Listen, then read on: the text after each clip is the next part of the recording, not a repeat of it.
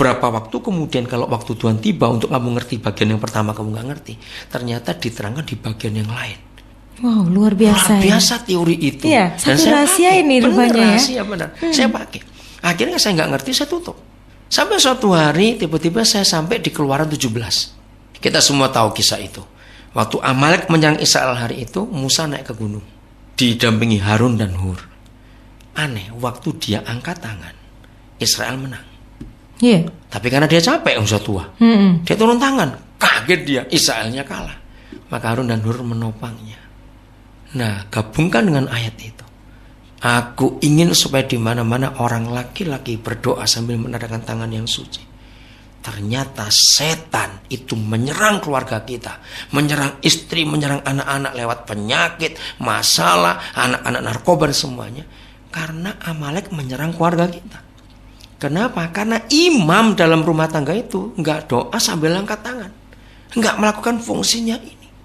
Kalau toh suami-suami berdoa, tapi tangannya najis, terima suap, hidupnya nggak benar, marah, perselisihan dengan istrinya.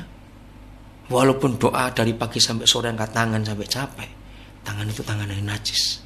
Dari ayat itu saya menemukan kebenaran. Jangan sekali-kali suami pukul istri, apapun alasannya. Begitu tangan kita najis, doa kita nggak terjawab. Imam, fungsi imam kita hancur, Amalek masuk, keluarga kita hancur. Wow, luar biasa. Ini satu kebenaran dan rahasia yang harus diketahui oleh semua, khususnya para pria, kepala rumah tangga, imam dalam keluarga ini Pak Daniel ya. Iya, dari tadi dikatakan bahwa pria punya tugas yang utama. Apakah ini berarti bahwa seorang istri atau ibu tidak punya tugas dalam keluarganya? Pertanyaan bagus sekali. Feminis itu sudah mendunia. Feminis sangat benci kekristenan. Karena di kitab suci orang Kristen ada kata itu. Hai istri, tunduklah pada suami. Oh, buat feminis paling. Padahal feminisnya nggak teliti. Tuhan tidak bicara tentang laki perempuan. Dia nggak bicara, hai perempuan tunduklah pada laki-laki. Tidak. Yang dia katakan istri tunduklah pada suami. Nggak perempuan yang tunduk. Salah konsep itu. Nah, kata tunduk itu artinya bukan berarti posisinya beda. Yang dibedakan itu adalah fungsi, bukan posisi. Kalau posisi sama, Galatia 3, Galatia 4, Paulus menuliskan, nggak ada laki, nggak ada perempuan di hadapan Tuhan, semuanya sama. Tapi ketika seorang laki-laki menikah, seorang perempuan menikah, nah itu berubah fungsi. Nggak cuma disebut suami istri atau ibu siapa, tidak. Masalahnya, begitu seorang laki-laki dia menikah, dia potong badan. Jadi kepalanya diambil, badannya ditinggal. Seorang perempuan menikah, dia potong kepala. Jadi ilustrasinya, kepalanya perempuan digabung ke tubuhnya laki-laki, itu yang dikubur. Jadi waktu dua orang itu menikah, tubuhnya tubuh perempuan, kepalanya kepala laki-laki. Maksudnya seperti apa ini Pak Daniel? Nah, jadi istri itu walaupun kelihatan di bawah, artinya tunduk, bukan berarti dia lebih rendah daripada laki-laki. Laki-laki sehebat apapun sebagai kepala nggak punya tubuh, menakutkan dong. Iya. Di mana tubuhnya? Nanti jadi apa itu, siluman atau monster cuma kepala saja. Maka itu dalam Malaiki 2 dikatakan begitu seorang laki-laki menikah, dia nggak boleh sombong. Ayat yang ke-14 menyatakan istri itu adalah teman sekutu dan istri seperjanjian. Jadi sehebat apapun laki-laki, ketika dia menikah, dia dikurangi kehebatannya, dibagi dengan istrinya. Maka itu suami-suami merendahkan istri, dia nggak akan berhasil hidupnya, nggak akan berhasil. Jadi bukan posisinya, fungsinya dibedakan. Posisi sama. Jadi bukan berarti laki-laki lebih utama, nggak bisa. Kepala nggak punya tubuh menakutkan, nggak bisa buat apa-apa. Tubuh tanpa kepala juga menakutkan juga. Maka itu nggak mungkin ada istri bisa menyerahkan suami. Kalau ada istri menyerahkan suami berarti dia potong kepalanya sendiri. Begitu juga kalau ada suami menyerahkan istri, dia potong tubuhnya sendiri, nggak mungkin, harus mati. Maka itu kitab suci kita adalah satu-satunya buku yang mengatakan aku benci perceraian. Iya, jadi posisi tetap sama, fungsinya berbeda. Itu yang perlu digarisbawahi sepertinya agar kita tidak rancu dengan bahwa pria lebih tinggi kedudukannya dari wanita. Tidak, semua sama ya Pak Daniel ya.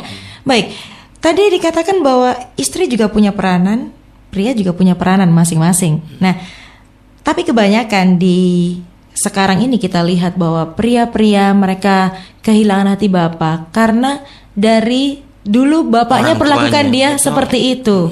Diperlakukan lagi bapaknya, diperlakukan lagi oleh bapaknya yang dulu. Bagaimana ini caranya untuk memutuskan mata rantai seperti ini, memulihkan pria-pria di zaman ini? Memang mengerikan. Kalau mama-mama dominan di rumah, maka di rumah itu anak perempuan dominan semua, yang laki-laki nggak berdaya. Konseling pernikahan ini yang pertama. Setiap kali gereja buat konseling pranikah, ditelusuri betul bagaimana struktur keluarga calon pengantin ini di masa lalu. Dari situ diajari. Kalau kita menemukan ada kepincangan, ternyata keluarga calon pengantin perempuan lebih dominan dari pihak mamanya, begitu pengantin laki. Lah ini kita diajari. Ada kelas-kelas khusus untuk itu. Sebetulnya konseling pernikahan itu nggak cukup. Kalau semua perusahaan dunia yang hebat-hebat ada istilah after sales, servisnya itu justru setelah menikah itu. Karena kalau konselingnya sebelum menikah, mereka itu belum praktek, nggak pernah tahu. Seharusnya gereja mendampingi semua yang menikah paling tidak 2 tahun setelah pernikahan. Itu diikuti terus. Karena itu prakteknya. Nah sampai hari ini saya belum menemukan gereja yang ada ini istilah after sales service ini tadi. Nah, setelah menikah ini nggak diurus. Iya. Padahal masalah itu di situ. Untuk apa konseling pernikahannya hebat? Kalau setelah menikahnya dibiarkan, justru mereka nggak tahu. Masalah seks banyak yang nggak tahu juga. Nah, hubungan suami istri, suami apa, istri apa, itu perlu diajarkan setelah pernikahan.